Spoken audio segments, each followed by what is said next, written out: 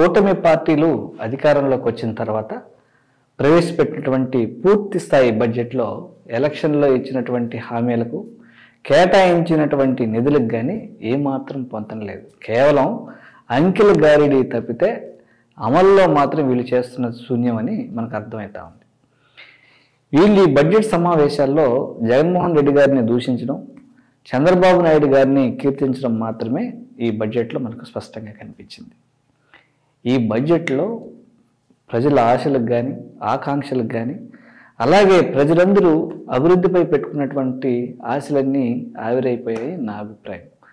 మరోసారి రాష్ట్ర ప్రజలు చంద్రబాబు గారి హామీలతో మోసపోయారన్నది స్పష్టమైంది.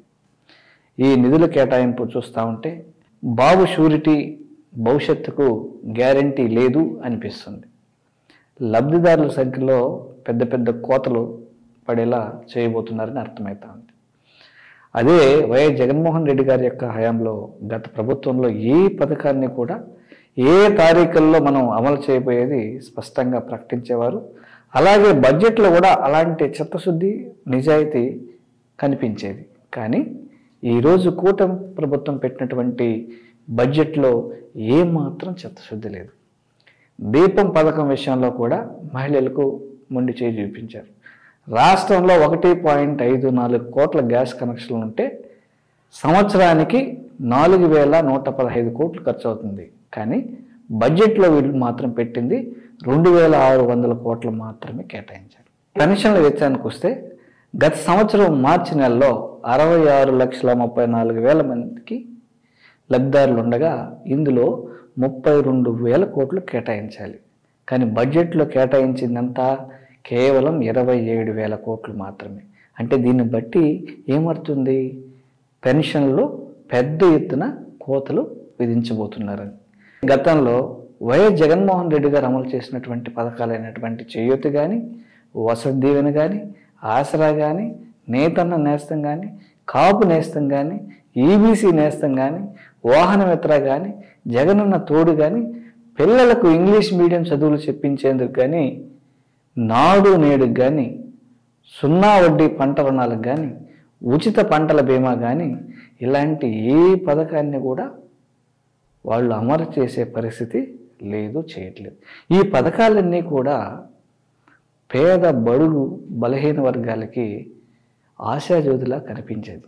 కానీ ఇది కేవలం వారి వారి అనుయాయులకి మాత్రమే పెద్ద ఎత్తున ప్రయోజనం చేకూర్చే విధంగా ఉంది. కానీ ఇది పేద ప్రజలకు కానీ అలాగే మధ్యతరగతి ప్రజలకు కానీ ఎంప్లాయీస్కి కానీ ఈ బడ్జెట్ వల్ల వచ్చినటువంటి పెద్ద ఉపయోగం లేదని అర్థమవుతాం. అలాగే విత్తనం సరఫరా నుంచి పంట అమ్మకం దాకా జగన్మోహన్ రెడ్డి గారి దూరదృష్టితో ఆర్బీకే వ్యవస్థను ఏర్పాటు చేసి వ్యవసాయానికి సంబంధించి ఏ సమస్య వచ్చినా కూడా ఆర్బీకే సెంటర్ల ద్వారా రైతులందరికీ సహాయం అందిస్తూ ఉన్నారు. రైతు భరోసా పథకాన్ని ప్రవేశపెట్టి రైతుల మొహాల్లో చిరునవ్వులు చూసేవారు.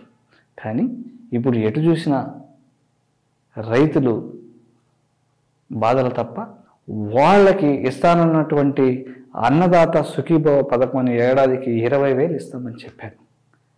కానీ ఇందులో 10,706 కోట్లు కేటాయించాల్సి ఉండగా ఈ కూటమి ప్రభుత్వం రైతులనైతే నిలువెల్లా మోసం చేస్తూ కేవలం 6,300 కోట్లు మాత్రమే కేటాయించారు. అంటే ఎంత పెద్ద ఎత్తున రైతులకు సంబంధించినటువంటి విషయంలో కూడా కోత పెట్టే అవకాశం ఇక్కడ స్పష్టంగా కనిపిస్తుంది. ఇకపోతే 0 వడ్డీ పంట రుణాలు, ఉచిత పంటల బీమా విషయానికి వస్తే సరే మిగిలిన పథకాలు మహిళలకు ఉచిత బస్సు ప్రయాణం అని చెప్పారు. అలాగే నిరుద్యోగ భృతి అన్నారు.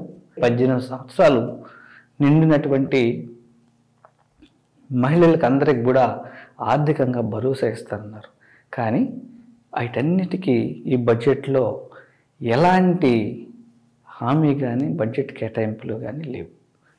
ప్రజలకు ఇచ్చినటువంటి హామీలను పక్కన పెట్టి కేవలం అంకెలు గారిడీ చేయడం తప్ప ఈ బడ్జెట్ పూర్తిగా అసమతుల్య బడ్జెట్ అని ప్రజలందరూ గమనించాలి.